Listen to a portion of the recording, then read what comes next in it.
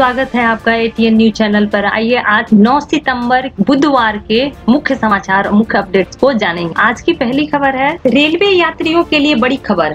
अब स्टेशन पर मास्क नहीं लगाने पर देना होगा भारी जुर्माना। रेलवे स्टेशनों पर मास्क न लगाना अब आपको भारी पड़ सकता है, क्योंकि कोरोना वायरस के बढ़ते मामले को देखते हुए भारतीय रेलवे सख्ती बढ़ा। किसी भी मुसाफिर के बिना मास्क के पाए जाने पर सीधा 500 रुपए का जुर्माना लगाया जा रहा है। कोरोना के विस्फोट के बाद भी बड़ी संख्या में लोग लापरवाही कर रहे हैं। ऐसे ही लोगों के लिए ये सख्ती शुरू की गई है। हालांकि लोग मास्क न लगाने के पीछे कई तरह के बहाने भी बनाते हैं, लेकिन ऐसी लापरवाही पर किसी को बख्शा नहीं जा रहा है। इसलिए अगर आप भी रेल यात्रा की योजना बना रहे हैं तो ध्यान रहे कि कोरोना को लेकर बनाए गए हर नियम का पालन करें। बढ़ते हैं अगली खबर की ओर। अगली खबर है 1 लाख स्ट्रीट वेंडर्स से आज पीएम मोदी करेंगे संवाद।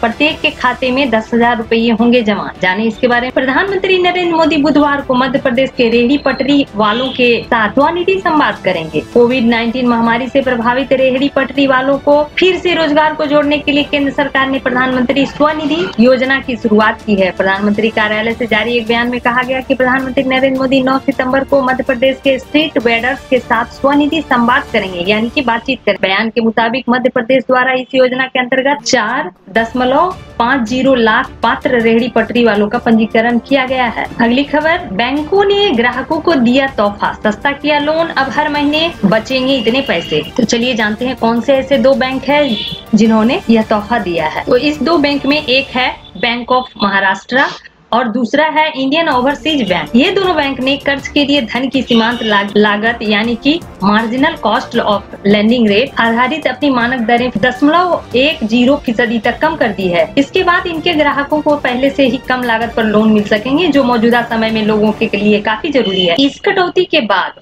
इन बैंकों ने home loan, auto loan, personal loan लेना सस्ता हो गया है। साथ ही लोन की ईएमआई भी कम हो जाएगी। अगली खबर गेम से रिलेटेड है। जैसा कि हम सभी जानते हैं पबजी पे बैन लगा दिया गया है, लेकिन भारत वापसी के लिए पबजी ने लिया बड़ा फैसला।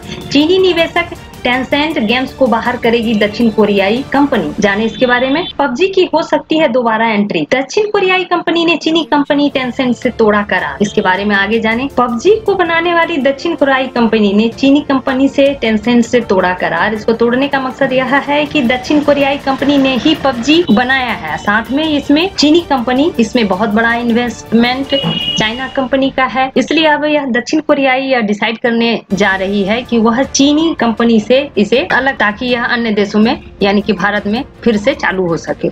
तो आइए देखते हैं आगे क्या होता है। फिलहाल बढ़ते हैं अगली खबर की ओर। अगली खबर, रिया चक्रवर्ती को अरेस्ट कर लिया गया है। ड्रग्स मामले में रिया चक्रवर्ती गिरफ्तार है। 14 दिन की न्यायिक हिरासत में रहेगी। रिया ने बेल के लिए अर्जी दी थी, जिसे खारिज कर दिया गया है। रिया को नहीं मिली बेल, अब वो 14 दिन के लिए हिरासत में रहेगी। रिया ने सुशांत के लिए ड्रग्स खरीदने की बात कबूली। नारकोटिक्स ब्यूरो की पूछताछ के दौरान यही कबूलनामा गिरफ्तारी की वजह बना। बढ़ते हैं अगली खबर की ओर। साथ ही यह खबर कंगना रनौत से है। महाराष्ट्र के गृह मंत्री बोले कंगना रनौत पर लगे इस ड्रग्स। महाराष्ट्र के गृह मंत्री बोले कंगना रनौत पर लगे ड्रग्स लेने के आरोप की होगी जांच। जैसा कि शिवसेना सांसद संजय राउत को मुख्य प्रवक्ता बना दिया गया है और महाराष्ट्र सरकार ने कंगना के खिलाफ ड्रग्स लेने की जांच शुरू कर दी है। इस बात पर कंगना रनौत ने भी बहुत तगड़ा जवाब दिया है। उन्होंने कहा, ड्रग्स से लिंक निकला तो हमेशा के लिए छोड़ दूंगी मुंबई। आगे देखते हैं क्या होता है। बढ़ते हैं अगली खबर की ओर। अगली खबर है 5G नेटवर्क पर भारत समेत 2 और देश मिलकर काम कर रहे हैं। 3 साल पहले बनी थी ये सहमति। जाने इसके बारे में। दरअसल भारत, इजराइल और अमेरिका ने विकास वाले क्षेत्रों और अगली पीढ़ी की उभरती प्रौद्योगिकियों में आपसी सहयोग से काम करना शुरू कर दिया है। एक शीर्ष अधिकारी ने यह जानकारी देते हुए कहा कि तीनों देश 5G संचार नेटवर्क पर मिलकर काम कर रहे हैं। अधिकारियों ने कहा कि तीनों देश एक पारदर्शी, खुले, विश्वसनीय और सुरक्षित 5G संचार नेटवर्क पर काम कर रहे हैं। सामुदायिक नेताओं ने कहा कि प्रधानमंत्री नरेंद्र मोदी की 3 साल पहले जुलाई 2017 की इजराइल यात्रा के दौरान लोगों के संपर्क पर सहमति बनी थी। अब बढ़ते हैं हेल्थ से संबंधित समाचार। चावल के शौकीन है जो, तो हो जाइए सावधान, कई गुना बढ़ सकता है डायबिटीज का रिस्क। यह बातें 21 देशों के लोगों पर करीब 10 साल की रिसर्च के बाद सामने आई है। इनमें से सबसे ज्यादा खतरे में दक्षिण एशिया के लोग, जिसमें भारत भी आता है। दरअसल आपकी थाली का सफेद चावल खाने के टेस्ट के साथ साथ आपके ब्लड शुगर लेवल को भी बढ़ा रहा है।